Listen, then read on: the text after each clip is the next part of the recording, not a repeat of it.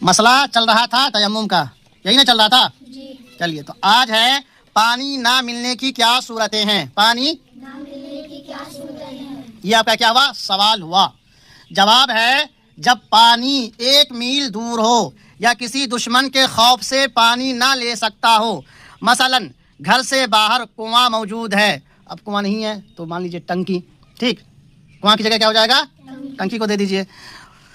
مثلا گھر سے باہر کنواں یعنی ٹنکی موجود ہے، مگر ڈر ہے کہ گھر سے نکلا تو دشمن یا چور مار ڈالے گا، یا کنویں کے پاس بڑا بھاری سانپ پھر رہا ہے، یا شیر کھڑا ہے، یا تھوڑا پانی اپنے پاس موجود ہے مگر ڈر ہے کہ اگر اسے وضو میں خرچ کر لیا تو پیاس سے تکلیف ہوگی۔ کس چیز سے تکلیف ہوگی؟ پیاس سے تکلیف۔ یا کنواں موجود ہے مگر ڈول رسی نہیں ہے، یا پانی موجود ہے مگر یہ شخص اٹھ کر اسے لے نہیں سکتا اور دوسرا آدمی موجود نہیں ہے، یہ سب صورتیں پانی نہ ہونے کے حکم میں داخل ہے۔ سمجھ گئے؟